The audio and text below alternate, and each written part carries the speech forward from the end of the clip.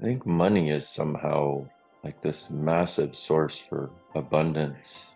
And we make it a source, and we've been taught that it's a source, and people in this reality see it as a source. But what if it's not? What if money is a byproduct of creating your life and living?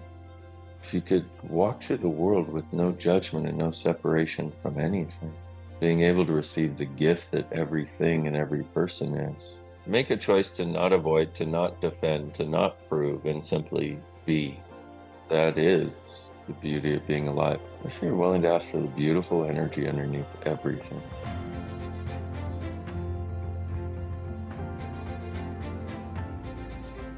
It's interesting to facilitate some classes that you can have a sense are having an impact on everybody around the world. And that's part of why I say, or part of my gratitude for realizing that the energetic shift that has occurred and is occurring and has occurred and is occurring. One of the things that's been going on for some people is they're like, do I need to go back on antidepressants? Do I need to do I need to go back to church? Do I need to start worshiping the sun again? Yeah, that's one of the things that happens when everything changes. So everything that is, and everything you have thought was uniquely you, like you're the only one who has weird shit, you're the only one who feels like going backwards. And some of you don't, by the way. And if you don't feel like going backwards, yay, good for you. Awesome. Can you acknowledge that is also forward movement? It just doesn't look or feel anything like the way you think it's going to. You've been living in a reality that for 4 trillion years has told you what everything is supposed to look like, feel like, how everything is supposed to move into everything else. How much could not thinking and not judging be a source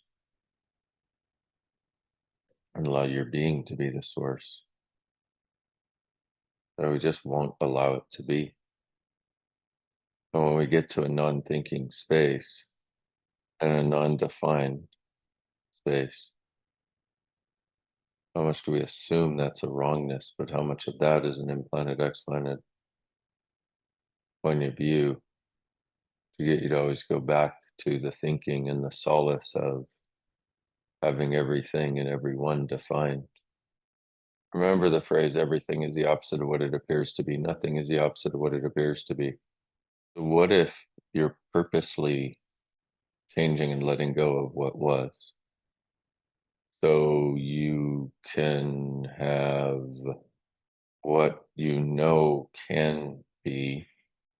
So what if in the very letting go of what has been limiting you and what has been, how comfortable are you with limitation, with impossibility, with not being able to?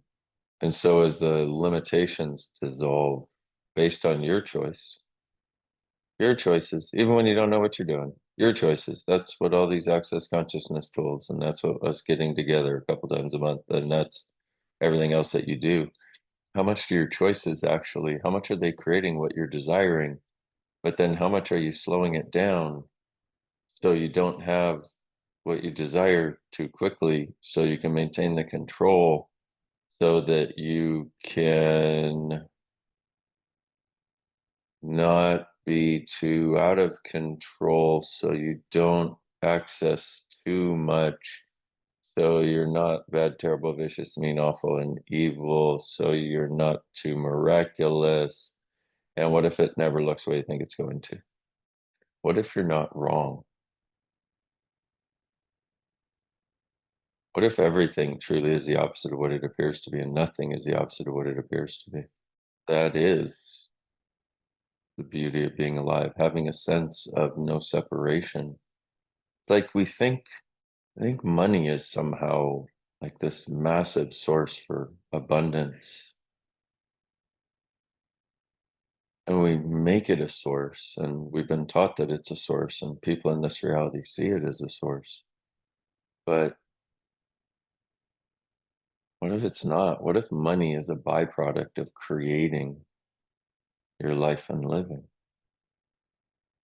Ever notice that money shows up in the weirdest of ways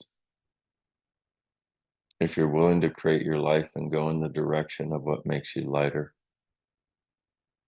And yes, we slow down things so much to keep control. If you could walk through the world with no judgment and no separation from anything, being able to receive the gift that everything and every person is, even if that thing or person is not what the rest of the world would call a gift, what if it could be for you? What if you could see the beauty in everything? What if you're willing to ask for the beautiful energy underneath everything? And there's a thing, I don't know about you guys, I think most humanoids have this, that when you're not doing, you're like, okay, I must be doing something wrong. It's okay to not do for a couple hours, maybe. Or it's okay to not do when you're sick. But if you're just choosing, and in my case, my body was choosing for me, you were sleeping, that's all you're doing, bye-bye. There's no sense of wrongness in it. It's like, oh, here's what we're doing now.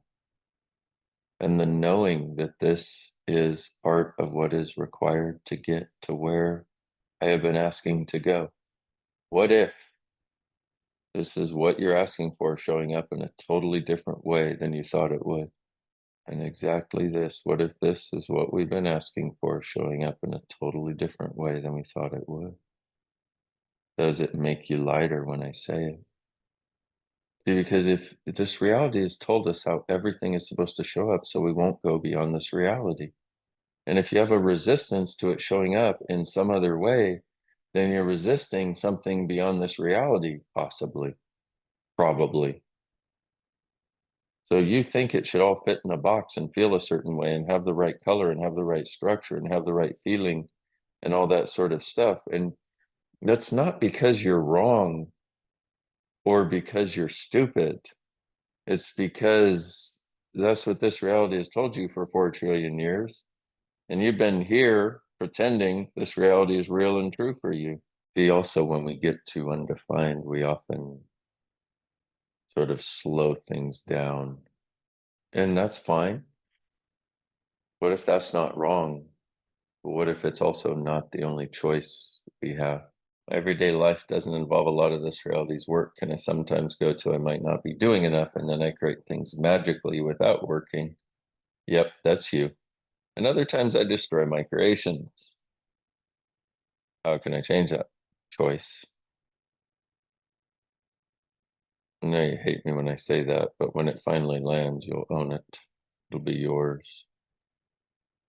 Just what I love about destroying my creation. For anything you say you hate, the path to freedom is what do I love about this. And I want to emphasize this again. What if you are not wrong? I would tell you you're not wrong. Okay, you're not wrong. And that's part of being a source. Being a source is an awareness that nothing outside of you is responsible for what occurs for you. Nothing happens to you.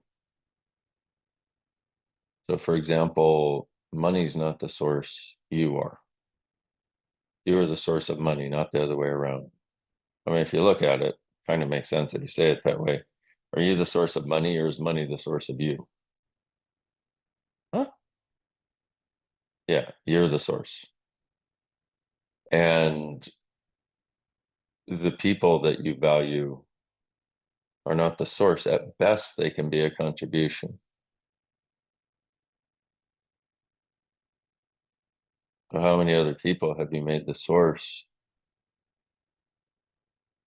And in misidentifying and misapplying someone or something outside of you as the source, how much of your potency have you had to diminish? How much of your creativity have you had to diminish? How much of your abundance? How much of your joy? How much of your ability to create your life and living have you diminished simply because of that point of view? And if you could allow yourself right now, whatever discomfort may be there, you could just lower your walls, barriers, like rather than try to avoid or understand, which creates cognitive dissonance. When I say lower the walls and barriers, I just mean lower the walls and barriers, lower the structure, lower the undo avoiding, make a choice to not avoid, to not defend, to not prove, and simply be, rather than trying to avoid the discomfort. Now, what energy or space is there?